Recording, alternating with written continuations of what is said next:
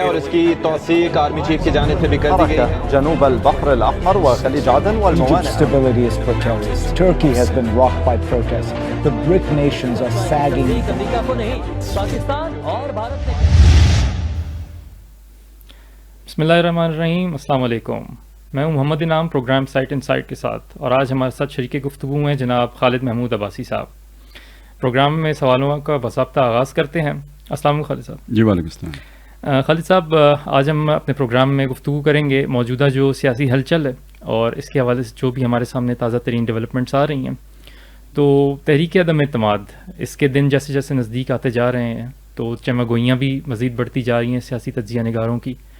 ایسے میں اپوزیشن کو ہم دیکھتے ہیں کہ کافی کانفیڈنٹ لگ رہی ہے، جو کہ ہمیں گزشتہ 3 سالوں میں ایک فقدان نظر آیا اپوزیشن کے کانفیڈنس کا. لیکن اس دفعہ اپوزیشن معلوم ہوتا ہے کہ پورے تیاری کے ساتھ میدان میں اتری ہے.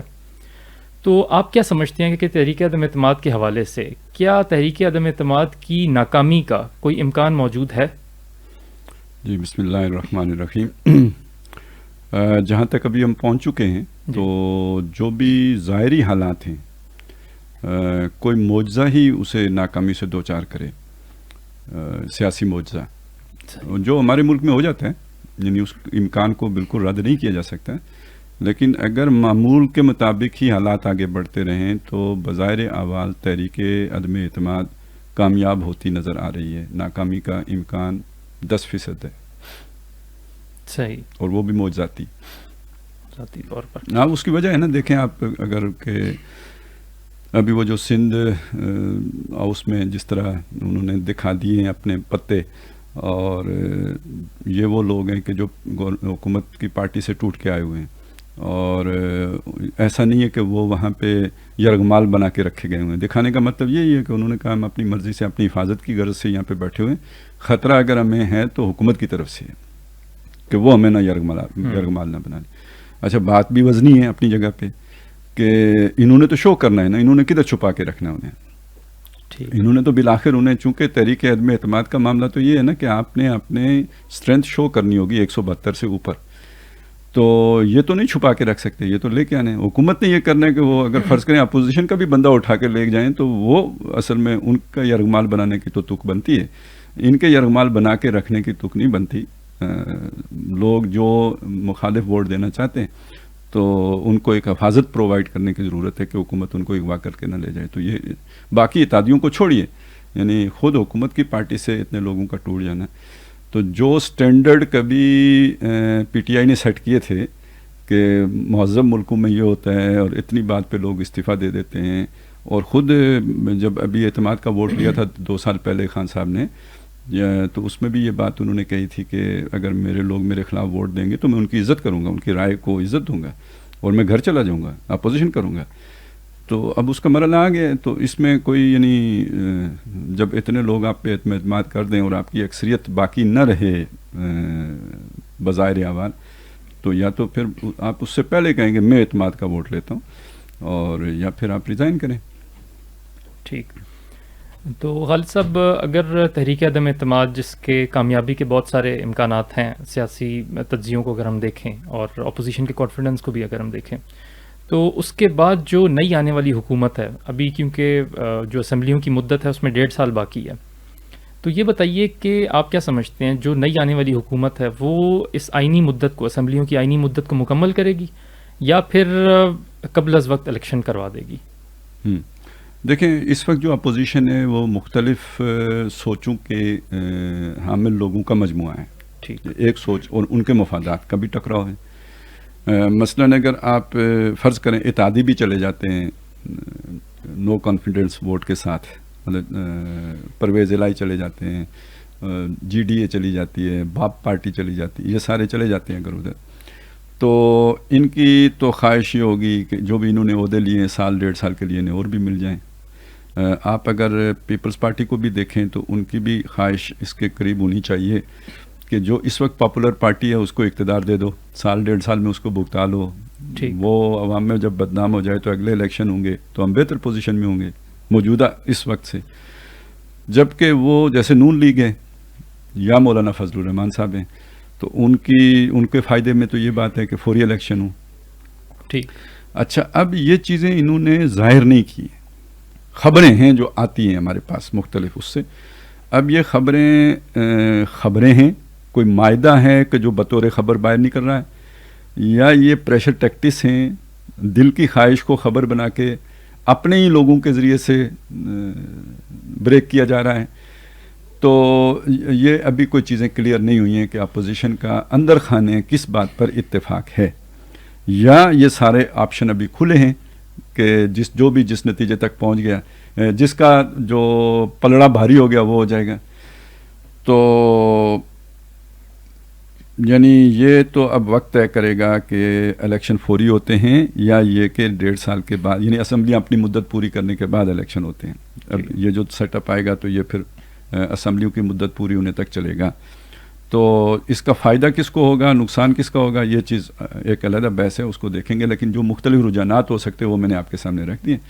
اور آخری وقت میں بات کدھر جائے گی، تو میرا خیال ہے کہ اپوزیشن ابھی سے شاید اگر اس میں اختلاف ہے تو زیر بحث لانا مناسب نہیں سمجھے گی. وہ پہلا جو مائل سٹون ان کے سامنے ہے وہ تحریک عدم اعتماد کو کامیاب کرنا ہے. اس کے بعد شاید وہ اس کی طرف آئیں گے کہ دیکھیں کہ بھئی آگے کیا کرنا ہے. صحیح، جو بہتر کھیل گیا اس کی بات مانی جائے گی پھر. صحیح.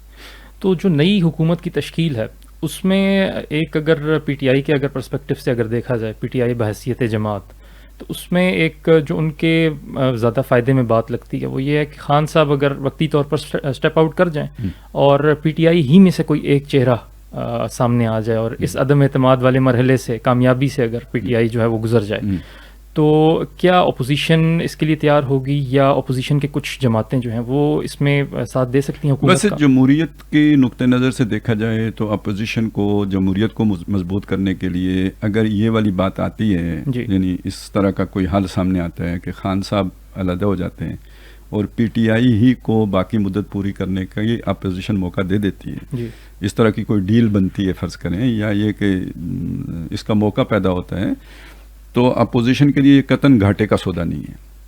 کہ یعنی اس عرصے میں جو بھی اپوزیشن کو دیوار کے ساتھ لگایا گیا ہے تو وہ دیوار کے ساتھ لگانے میں کہا یہ جاتا ہے کہ خان صاحب کے ذاتی انتقام اور منتقامانہ جذبے کا عنصر جو ہے غالب تھا. ٹھیک. تو اگر خان صاحب وہ بون آف کنٹینشن بن گئے ہیں تو پھر اگر یہ حل نکلتا ہے کہ کوئی معتدل بندہ جو اپوزیشن کو بھی ساتھ لے کے چل سکے یا انہیں ان کے ناک میں دم نہ کر دے، تو اس کے ساتھ اگر 1 سال اور گزارا کیا جا سکے تو اپوزیشن کے لیے فائدہ مند بات ہے، یہ کوئی نقصان دہ بات نہیں ہے، اور سسٹم کے لیے بھی فائدہ مند ہے، اسموتھلی چلتا رہے گا، سیاسی عدم استحکام سے بھی بچت ہو جائے گی. اور جو پالیسیاں لے کے پی ٹی آئی چل رہی تھی ان کو بھی ایک تسلسل جو ہے وہ حاصل ہوگا. یعنی جو خارجہ پالیسی ہے، آپ کی کوئی اور یعنی معاشی پالیسیاں ہیں تو ان کو پی ٹی آئی لے کے چلے گی، تو وہ ایک پورا ٹینیور جو اس کا بنتا ہے، جو اس کا حق ہے، وہ اسے مل جائے گا. تو یہ پی ٹی آئی کے جو لوگ پی ٹی آئی سے نالاں ہو کر ابھی وہ جو سندھ ہاؤس میں بیٹھے ہوئے ہیں یا وہاں سے کہیں اور منتقل ہو گئے ہیں، تو لگتا بظاہر یہی ہے کہ ان کا بھی اصل جو معاملہ ہے وہ پی ٹی آئی سے نہیں ہے بلکہ خان صاحب سے ہے. تو اگر خان صاحب ایک سیاسی تدبر کا مظاہرہ کریں اور اپنی ذات کو پی ٹی آئی پہ قربان کر دیں تو پی ٹی آئی کا اقتدار بچ سکتا ہے. یعنی ایک امکان ہے اس کا، یہ بھی ایک آپشن ہو سکتا ہے. لیکن بظاہر احوال آپ کیا دیکھتے ہیں، کیا چیز زیادہ امکان ہے کس چیز کا، مائنس عمران یا مائنس پی ٹی آئی؟ دیکھیں ابھی تو صورتحال جس رخ پہ جاری ہے، یعنی خان صاحب کا اپنا مزاج ایسا نہیں ہے کہ وہ کسی کی کپتانی میں کھیلے، مطلب وہ قربانی دینے کے لیے میں نے بس یعنی آپ اگر پاکستان کرکٹ ٹیم سے بھی واقف ہوں نا تو آپ کو اندازہ ہو جائے گا کہ کبھی جاوید میانداد صاحب سے پوچھے گا نا انہیں 80 میں کپتان بنایا گیا، بغاوت ہو گئی، بہرحال ٹیم جا کے پھر سیٹل تب ہوئی جب مستقل عمران خان صاحب کپتان بن گئے. بیچ میں اگر کہیں کوئی انہیں زخمی ہوئے، کوئی کندھا چڑھ گیا، تو اگر بیچ میں میانداد کپتان بنے بھی تو پھر انہوں نے بڑی شرافت سے ریزائن کر دیا اور ٹیم واپس خان صاحب کے پاس آ گئی. تو ایک امن کا دور ٹیم پر وہی گزرا ہے جب خان صاحب خود کپتان رہے ہیں، اور اس سے پہلے جو ہے کپتانوں کے خلاف بغاوتیں ہوتی رہی ہیں. ٹھیک ہے، تو اس چیز کو دیکھتے ہو جو ان کی انسٹنکٹ ہے اس کو اگر آپ دیکھیں گے تو وہ قربانی نہیں دیں گے اجتماعیت کی خاطر اپنی ذات کی. تو وہ تو جب جماعت جیتتی ہے, ٹیم جیتتی ہے, تو وہ کہتے ہیں یہ میں جیتا ہوں. کب بھی انہوں نے جیتا ہے. تو کنٹریبیوشن جس کا بھی ہو, ٹیم ورک ہے, لیکن یہ کہ وہ اسے اپنی طرف منسوب کرتے ہیں. اور یعنی وہ نہیں پسند, مجھے یہ لگتا ہے. لیکن اگر وہ یہ کر لیں, اب تو بڑے ہو گئے نا, میں تو پرانے بچپن کی باتیں کر رہا ہوں, جوانی کی, نوجوانی کی, کھلاڑی دور تھا جب ان کا. اب تو وہ سیاستدان ہیں, تو سیاست میں بندے کو بڑی میچورٹی دکھانی پڑتی ہے. تو اگر وہ یہ کر لیں تو یہ پھر ایک مدبر والی سیاست ہوگی نا, یہ پھر ایک عام پولیٹیشین والی, جو پولیٹیکل انسٹنکٹس پہ چلتا ہے وہ والا پولیٹیشین نہیں ہوگا, بلکہ ایک مدبر پولیٹیشین والی بات ہوگی.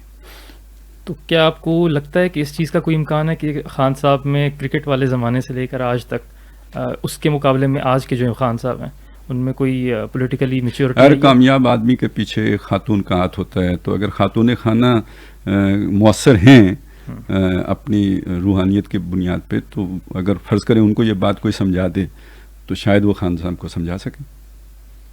ٹھیک. خالد صاحب, ایک ابھی تو ہم دیکھ رہے ہیں امکانات کو تحریک عدم اعتماد کے زاویے میں کہ اگر کامیاب ہوتی ہے ناکام ہوتی ہے, لیکن فرض کریں کہ اگر خان صاحب تحریک عدم اعتماد آنے سے پہلے ہی اننگز ڈکلیئر کر دیتے ہیں اور وہ کہتے ہیں کہ میں مستعفی ہوتا ہوں, تو کیا ایسی بھی کوئی صورتحال بن سکتی ہے؟ دیکھیں, اس کے لیے آپ کو خان صاحب کے ساتھ کوئی بارگیننگ کرنی پڑے گی, یعنی اس کا امکان ہے. ٹھیک ہے, اننگز ڈکلیئر کرنے کے یعنی وہ ریزائن کر جائیں, اور تو اس کے ساتھ پھر یعنی خان صاحب کیا فائدہ اٹھا سکتے ہیں, انہیں آپ کیا بتائیں گے کہ جس کی وجہ سے وہ یہ کام کریں.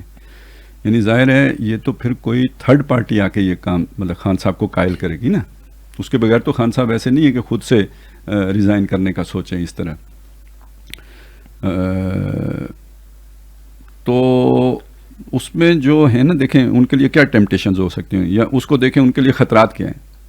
مطلب اگر ان کو اتار دیا جاتا ہے تو ان کو اسی طرح عدالتوں کا, کیسوں کا, پولیس گردی کا سامنا کرنا پڑے گا جیسے سابق وزرائے اعظم کو کرنا پڑا. ٹھیک ہے, مقدمات ہوں گے, عدالتوں کے دھکے ہوں گے, اور پھر یہ ہے کہ پتہ نہیں آگے کیا ہو, کیا کیا کیس ثابت ہوں گے, سزائیں بھی ہو سکتی ہیں, جیل میں بھی رہنا پڑ سکتا ہے. تو یہ ساری چیزیں ان کے ساتھ ہیں. پھر دیکھیں یہ باتیں کہ کوئی مسٹر کلین ہے, یہ کہنے کی باتیں ہیں.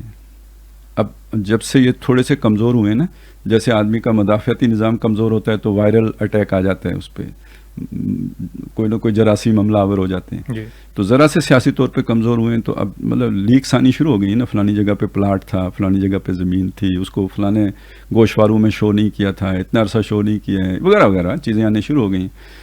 اور یہ ذہن میں رکھیں کہ اگر ان کی ٹیم کے لوگوں نے بھی کچھ کیا ہے تو اس کا الزام ٹیم کس کی ہے؟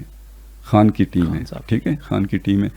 اور بہت یعنی خان خود ٹیم بنانے میں کوئی وہ اقربا پروری نہیں کرتے, میرٹ پہ ٹیم بناتے ہیں. تو اگر اس کا کوئی ڈی میرٹ آئے گا تو کس پر ذمہ داری آئے گی اس کی؟ کپتان. تو کرپشن بھی اگر ٹیم نے بھی کی ہے تو اس کا بوجھ بھی خان کو اٹھانا پڑے گا. اور جو بھی ان کے مقابل فورسز ہیں, پولیٹکس جو کر رہے ہیں, اور جو پولیٹیکل فورسز ہیں ان کے مقابلے میں, تو وہ تو چاہیں گے کہ خان کو سیاست سے ہمیشہ کے لیے آؤٹ کر دیا جائے, آئندہ وہ کبھی کوئی اننگز دوسری باری لینے کے لیے نہ آ سکیں, اور وہ ان کے تمام سکینڈلز کو مبالغہ آمیزی کے ساتھ بیان کریں گے.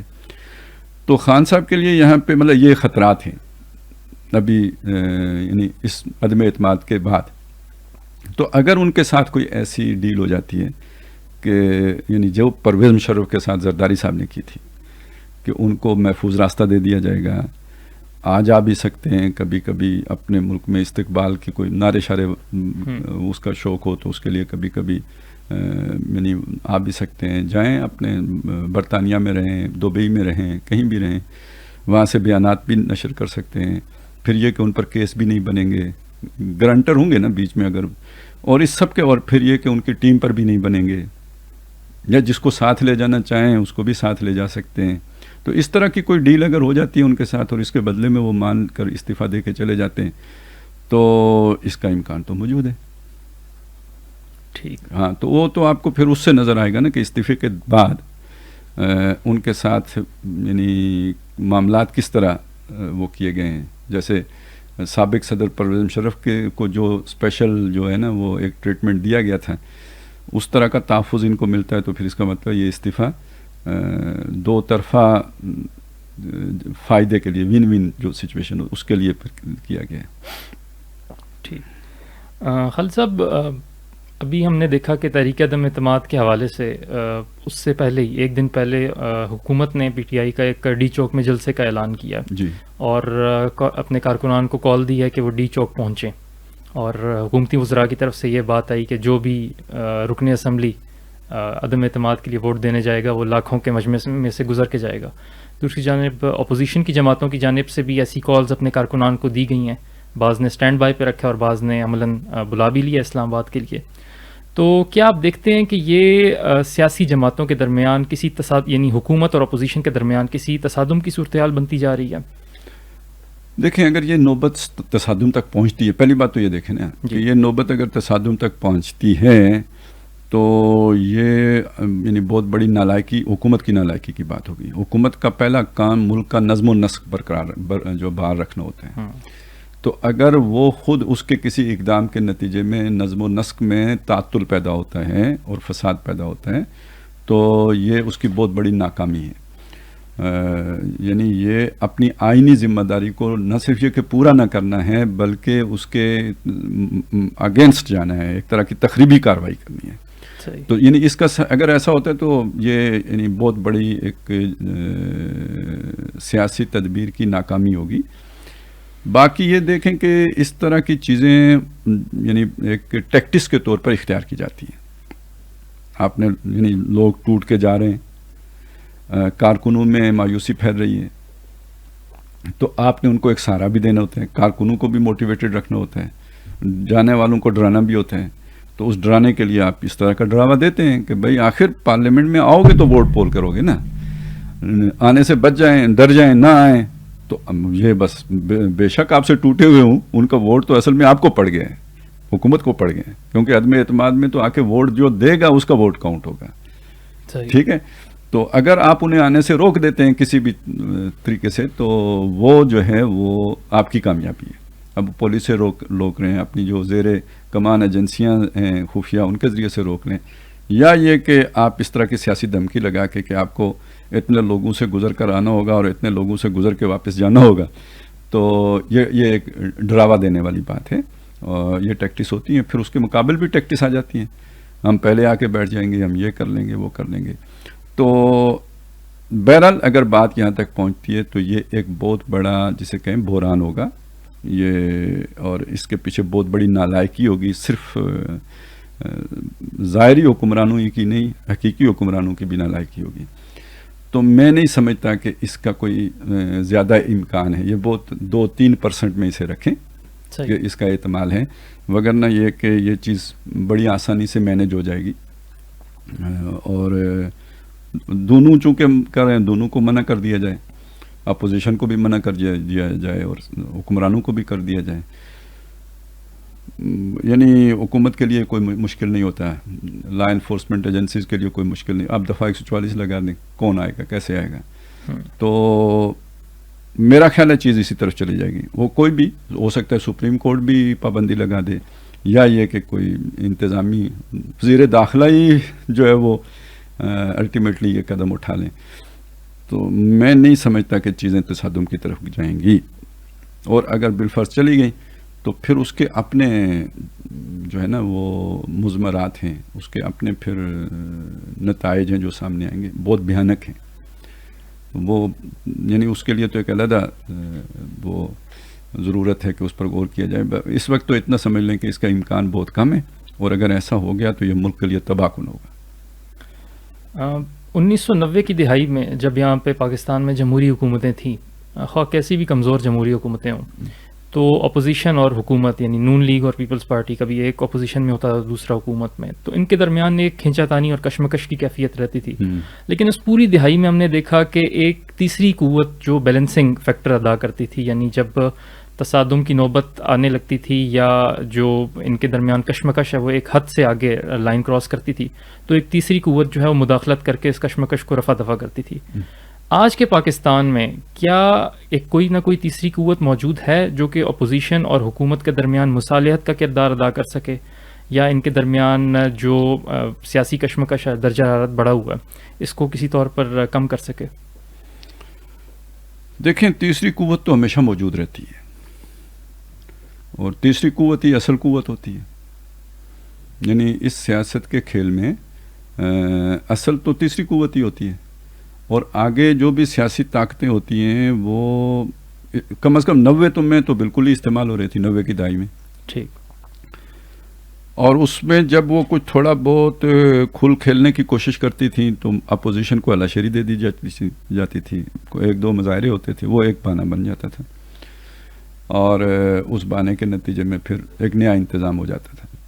یعنی 90 کی دہائی کا تو سارا چکر یہ ہے. جی. اور آخر میں جب جا کے نواز شریف 2 اکثریت لے کے آ گئے اور کوئی اپوزیشن کے ذریعے سے وہ مظاہرے وغیرہ کی وہ گنجائش نہیں رہی، تو وہ پھر پتہ ہے آپ کو کہ یعنی اگر آپ جو اس پورے مارشل لا کا ایک بہت اہم کردار ہیں، ریٹائرڈ لیفٹیننٹ جنرل شاہد عزیز، شاید محروم ہو گئے، تو انہوں نے جو کتاب لکھی ہے یہ خاموشی کہاں تک، تو اس میں انہوں نے یہ بہت یعنی تاثر یہ دیا ہے بٹوین دا لائن کہ نواز شریف کو مجبور کیا گیا کہ وہ آرمی چیف تبدیل کر دے. یعنی اسے مسلسل اس طرح کی جسچر شو کیے گئے جیسے مارشل لا لگنے والا ہے. تو اب انہوں نے تو کوئی اپنے حفظ ما تقدم کے طور پر کچھ اقدامات کرنے تھے، تو جب وہ کیا تو اس کا بہانہ بن گیا اور وہ سارا کام کر دیا گیا. تو وہ تو یوں سمجھ لیجئے کہ ایک وہ جو ہے نا، جب اسحاق خان صدر جو تھے اور نواز شریف، ان کے درمیان جب اس طرح کی چیز ہوئی ہے، کچھ ٹینشن کریٹ ہوئی ہے، تو اس میں پھر وہ ایک بیلنسنگ فیکٹر کے طور پر تیسری قوت انوالو ہوئی تھی. لیکن اس میں بھی بعض لوگوں کی رائے کچھ اور ہے. وہ یہ ہے کہ جو ہماری مقامی اسٹیبلشمنٹ تھی وہ نواز شریف سے اکتا کے بلخ شیر مزاری صاحب کو پرائم منسٹر دیکھنا چاہتی تھی. ٹھیک. امریکہ بھی نواز شریف صاحب سے نالاں تھا اور وہ معین قریشی صاحب کو دیکھنا چاہتا تھا. ٹھیک ہے. تو جب اسحاق خان صاحب نے اسمبلیاں ڈیزالو کر دی، 93 کی بات کر رہا ہوں، تو بلخ شیر صاحب مزاری جو ہے وہ اب پرائم منسٹر ہوں گے. تو انٹرنیشنل اسٹیبلشمنٹ نے پھر عدلیہ کے ذریعے سے اسمبلیاں بحال کر دی. تو فائنلی پھر معین قریشی صاحب ہی تشریف لائے اور وہ وزیر اعظم بنے. تو تیسری پارٹی صرف مطلب ہے اس کی ایک ٹپ آف دا آئس برگ ہے جو یہاں ہمیں نظر آ رہا ہوتا ہے. آئس برگ تو انٹرنیشنل ہے. ٹھیک ہے. وہ اس وقت کہانی چل رہی تھی. اور ابھی بھی جس آپشن کی ہم آخر میں بات کر رہے تھے کہ بات اگر دنگا فساد اور لڑائی جھگڑے اور سیاسی عدم استحکام جو ہے وہ سول وار کی طرف جاتا ہے، جی، تو ان فائٹ کی طرف جاتا ہے، تو یہ پھر انٹرنیشنل اسٹیبلشمنٹ کی گیم ہوگی. صحیح. ٹھیک ہے.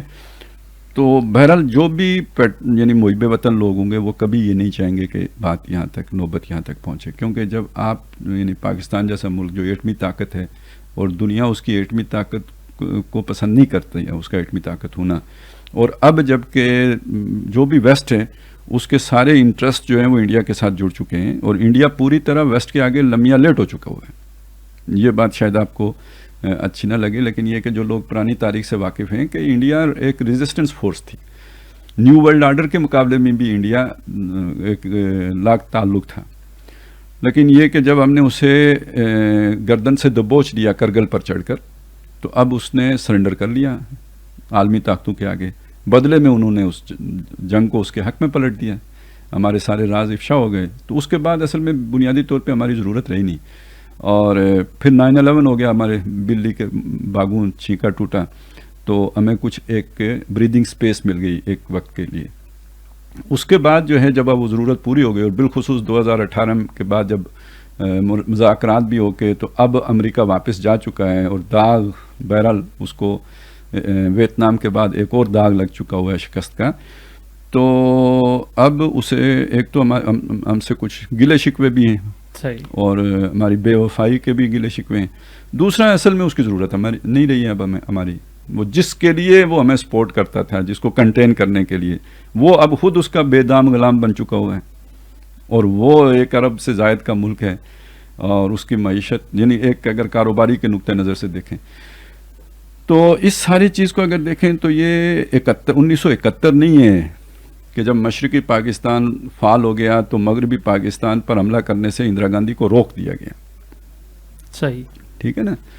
یہ ہے جناب 2022 جس میں اب پاکستان کے ساتھ کوئی وہ چیز نہیں ہے، مطلب اس طرح کا تعلق اب امریکہ کو نہیں ہے. 50 سال گزر گئے ہیں بیچ میں، 50 سے زائد سال گزر گئے ہیں، اور اس بدلی ہوئی دنیا میں اگر کوئی ایسی سچویشن پیدا ہوتی ہے یا یہ کہ ہو سکتا ہے انٹرنیشنل اسٹیبلشمنٹ کی یہ خواہش ہو کہ یہ ایسی سچویشن پیدا ہو، باہمی دنگا فساد ہو، جس کو بہانہ بنا کر کہ ایٹمی ہتھیار دہشت گردوں کے ہاتھ لگنے کا خطرہ پیدا ہو گیا ہے، تو یعنی وہ اقوام متحدہ سلامتی کونسل کے ذریعے سے کوئی قرارداد پاس کروا کے تو ہمارے ایٹمی دانت نکالنے کی کوشش کی جائے، اور اس چیز کی طرف جاتے ہیں تو پھر یہ ہے کہ اور یہ مطلب جو بھی اس طرح کے لوگ ہیں ان کے جو ہرکارے یہاں ہمارے سسٹم کا حصہ ہیں ان کو وہ ایکٹیویٹ کر کے اس طرف چیزوں کو لے جانے کی کوشش ضرور کروائیں گے.